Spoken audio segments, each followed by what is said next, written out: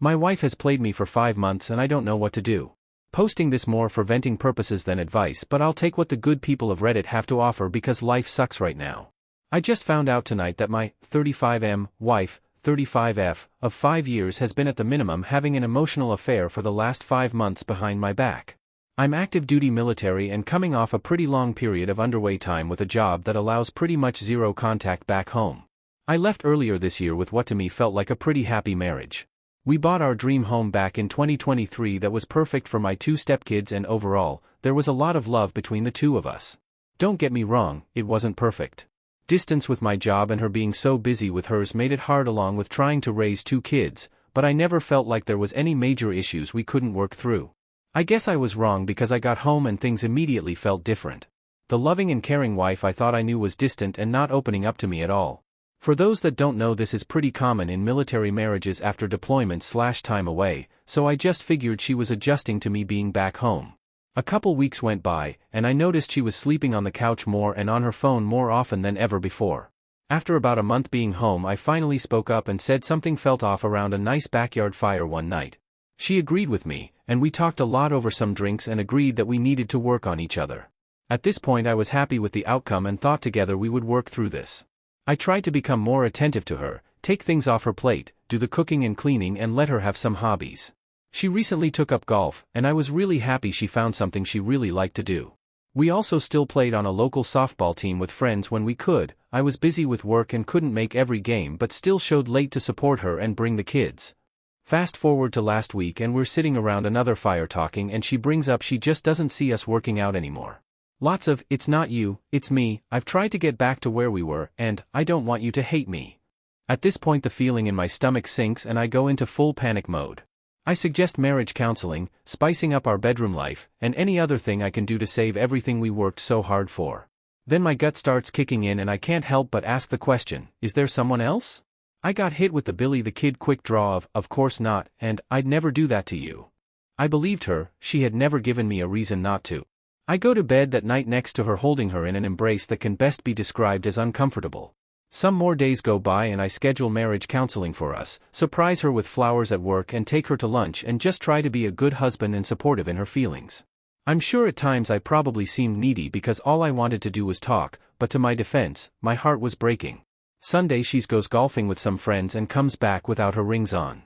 I immediately say something, but she assures me that she takes them off for golf and forgot to put them on after. I don't know a damn thing about golf, never really been my sport, so I assumed that was normal. I did sleep on the couch that night because my stomach was tossing and turning and I felt like I was going crazy. My marriage was falling apart and all I got was cliché lines about it not being me and a cold distant wife 90% of the time. My gut was trying to tell me what my heart and mind didn't want to admit. Fast forward to tonight. She gets home and I'm making dinner for my stepdaughter after a workout. Still no ring. I text her, an idea my therapist gave me to try different modes of communication, and it works. I got more out of her tonight than I did in 2 months. I'm spilling my heart out over text, trying to not break down in front of our stepdaughter. Not great to have her in the room, I know, and she's basically telling me that she's uncomfortable in our marriage. WTF does that mean, and she can't see us getting back to good ever. It's crazy because while she's texting all this directly across from me, there's really no sadness in her face at all. It really broke me. I ended up going to shower and just kind of sulked while she did some stuff with my stepdaughter. Something at this point just doesn't make sense to me. It was like there's a massive puzzle in front of me and one piece was missing, but I kind of knew what should be there. I've never checked her phone before, but I decided to check the phone call/message log on our phone accounts. At first nothing stuck out, but then I saw text messages/picture messages from a number way too much at inappropriate times in the last month's log. There was also 40, 60-minute phone calls daily to the same number as well.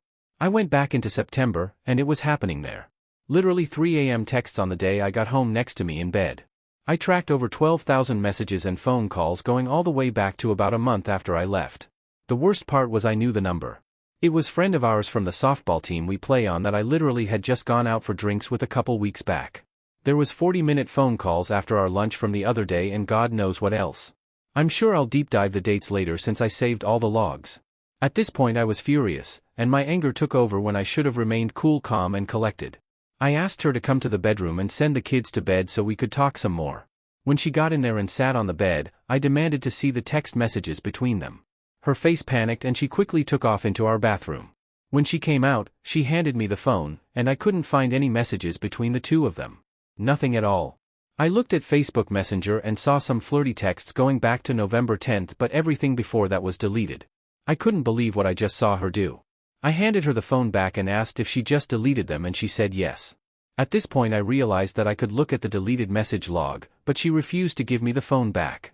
When I asked why, all she could say was, "It's too personal." Like WTF. Too personal to share with your husband, but not with what I assumed is now your new boyfriend. She swears there was nothing physical between them or anything sexual at all, and then when I explained to her what an emotional affair was and how this was blatantly one, she played stupid and acted like she had a ta-da/lightbulb moment and just came to the realization it was BS, I know. We argued some more and she kind of did the usual nervous laugh and emotionless face she's been doing. I told her I wanted a divorce, and we need to start working on selling this house. Whether it's an emotional or physical affair, it really doesn't matter. She had me believing I was losing my mind for nearly 2 months while she was investing all her time and interest into another person that we both know well. On top of that, she then had the nerve to tell me I never text her and that this new guy is basically her best friend.